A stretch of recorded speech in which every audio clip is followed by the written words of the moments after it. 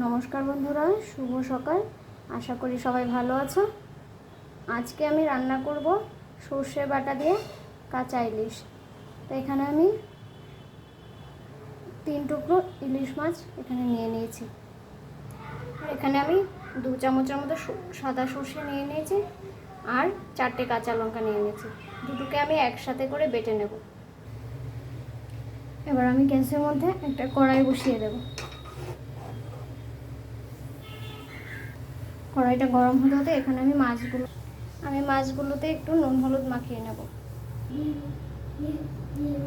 Half চামচের মতো হলুদ দিয়ে দিয়েছি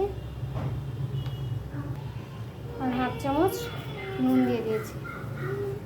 সামান্য পরিমাণে একটু সর্ষের তেল দিয়ে দেব।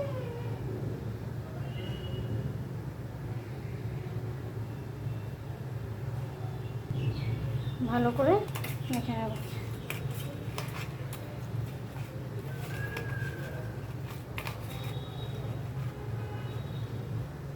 মাছগুলোকে ভালো করে নুন হলুদ মাখিয়ে নিয়েছি। এখানে আমার কড়াই গরম হয়ে গেছে, এর মধ্যে আমি সর্ষের তেল দিয়ে দেবো।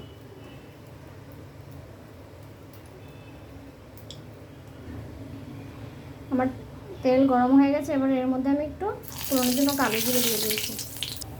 এখানে আমি একটা মিডিয়াম সাইজের পেঁয়াজ কুচি করে নিয়েছিলাম, সেটা দিয়ে দেবো।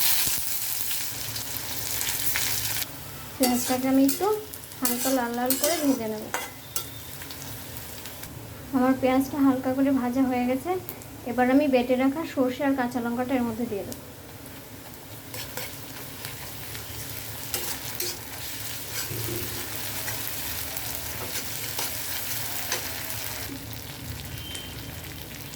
এবার এর মধ্যে আমি সামান্য পরিমাণে একটু হলুদ গুঁড়ো আর হাফ চামচের মতো লবণ দিয়ে দিলাম। দিয়ে ভালোভাবে মিশিয়ে এবার আমি এর মধ্যে জল দিয়ে দেবো। হলুদ আর লবণটা ভালোভাবে মিশিয়ে দিয়েছি, এবার আমি এর মধ্যে জল দিয়ে দেবো।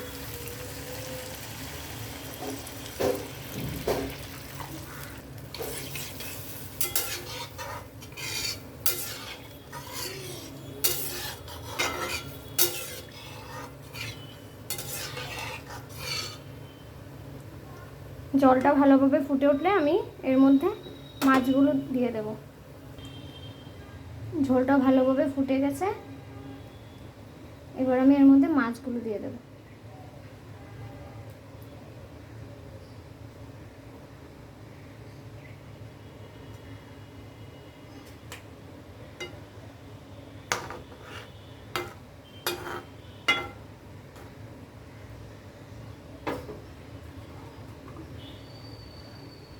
উপর থেকে 3-4টা চেরা কাঁচা লঙ্কা দিয়ে দেবো। এবার আমি এটাকে 15-20 মিনিটের জন্য ঢেকে রেখে দেবো। আঁচটাকে একদম লোতে করে ঢেকে দিয়েছি। 5 মিনিট পর ঢাকাটা খুলে মাছটাকে একবার উল্টে দেবো। এভাবে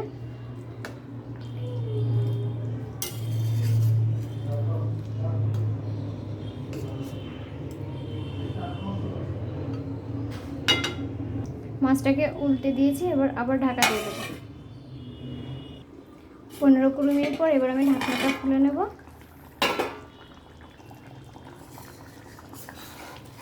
মাছটা খুব ভালোভাবে সেদ্ধ হয়ে গেছে, এবার আমি এটাকে নামিয়ে নেব। তৈরি আমার সর্ষে দিয়ে কাঁচা ইলিশের রেসিপি। আপনাদের যদি ভিডিওটা ভালো লেগে থাকে তাহলে প্লিজ লাইক, কমেন্ট আর শেয়ার করে দেবেন। আর যারা এখনও আমার ইউটিউব চ্যানেল সুস্বাদ রান্নাঘর সাবস্ক্রাইব করেনি, প্লিজ একটু সাবস্ক্রাইব করে নেবেন। Thank you.